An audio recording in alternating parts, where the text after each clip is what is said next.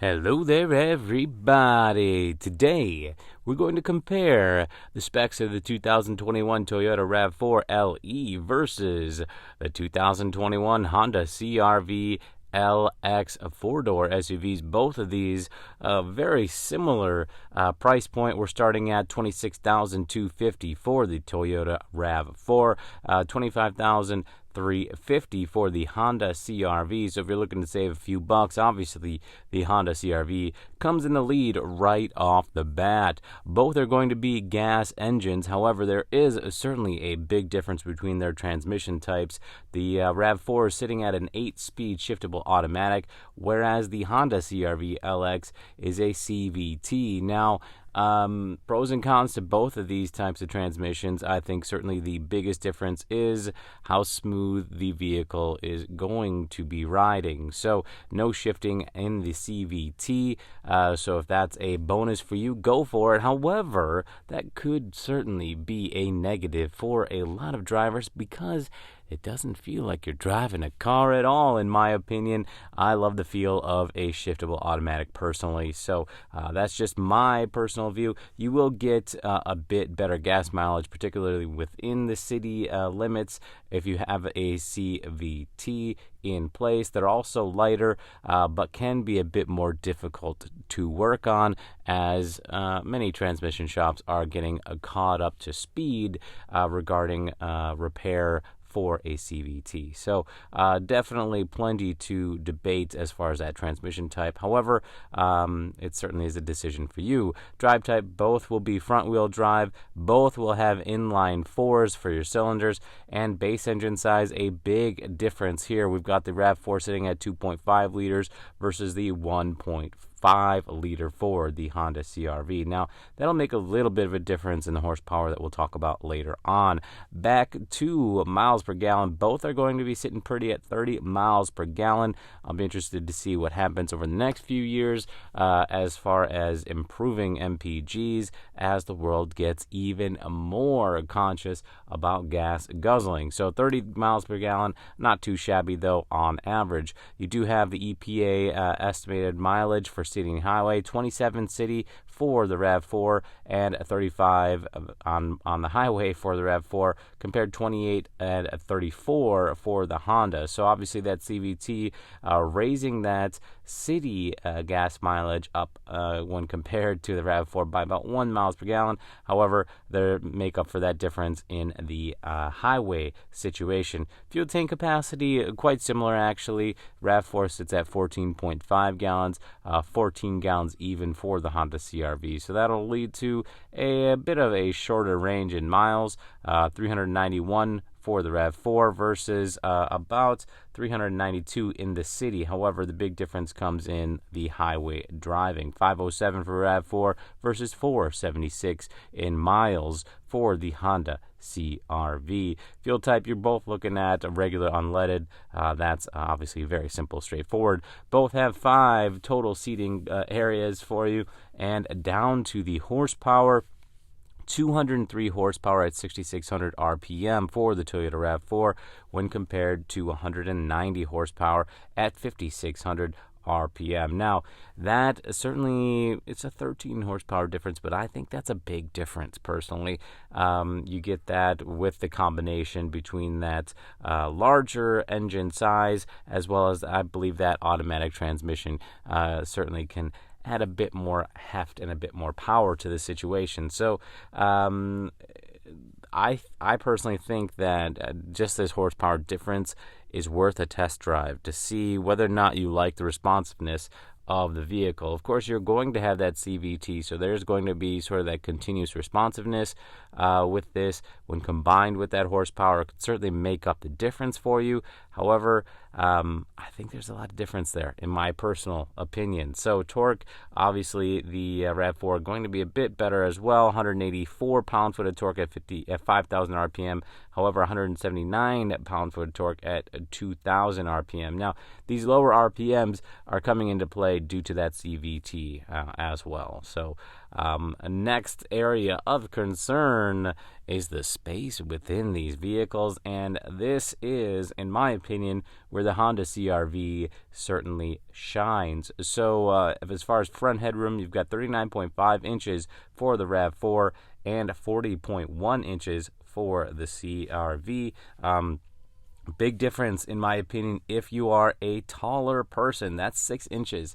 And when you take into consideration the vast majority of people live within that 6-inch height difference, especially within the United States, if you're on the taller end of the spectrum, the CRV likely will offer a more comfortable ride for you. Front legroom, 41 inches on the RAV4, 41.3 inches. Again, beating out the RAV4 is the CRV as far as legroom is concerned. Rear headroom, we're going to see a bit of a drop for the CRV, the Honda CRV, that is 39.2 inches when compared to the RAV4, 39.5 inches. So if you've got some taller passengers, some taller children, that 39.5 inches would certainly be more useful. Interestingly enough, it's the same as the front height, right? Which is, in my opinion, a little bit of a waste of space. But as most of us will likely have just children hanging out in the back, that 39.2 inches of headroom for the CRV doesn't really bother me that much, especially when you consider that rear legroom is really where you want that positive trade-off to be. And this is where I think the RAV4 certainly falls behind the Honda CRV. Rear legroom, you're looking at 37.8 inches compared to 40.4 inches. Now, that's a huge difference. Huge difference, in my opinion, especially when you've got the kiddos back there kicking your seat and driving you crazy. Those extra inches for a rear legroom could certainly make a difference, and I would, in my opinion, believe that most people, unless you're extremely tall, would trade off those a few extra inches of headroom for legroom about 10 out of 10 times. I mean, really, it's legroom is far more important, in my opinion, than rear headroom. So moving on to cargo capacity, once again, Honda showing it has more space, looking at 39.2 cubic foot with all seats in place compared to the 37.6 cubic foot of the RAV4. Maximum cargo capacity, again, that goes towards the Honda CRV, 75.8 versus 69.8, so that's with seats removed. And then curb weight sitting right about the same, actually, 3,337 pounds. My goodness, that would be a heavy SUV for the Honda CRV compared to 3,370 for the RAV4. Maximum towing capacity, both sit pretty at 1,500 pounds. Definitely not going to be towing too many things with these vehicles, but they could get a little bit done for you if you need. Warranties, all right, so we've hit warranties. Both have a 3-year 36,000-mile basic warranty. Drivetrain, both of them matched up at 5-year 60,000 miles.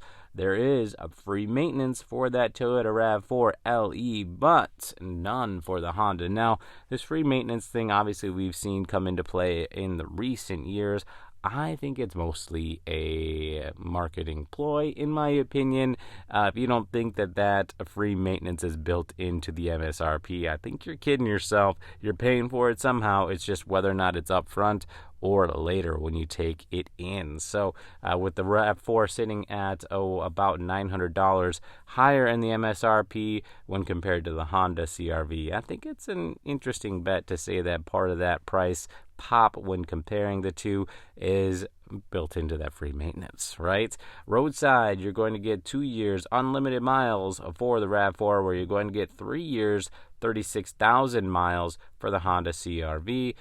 So there, the big difference there obviously is how much are you going to drive it? Are you going to be putting on 50,000 miles on your RAV4? Is this going to be something you're going to be taking across, across town or across the United States on the regular basis, if that's the case, that roadside assistance could be very useful for the RAV4, especially considering you've got the unlimited miles. However, if you're going to be more of a conventional driver, that 3-year 36,000 miles for the Honda CRV could prove useful as well. And as far as rust warranties are concerned, you've got a 5-year and unlimited miles for both. So that's a quick spec comparison for the Toyota RAV4 LE versus the Honda CRV LX.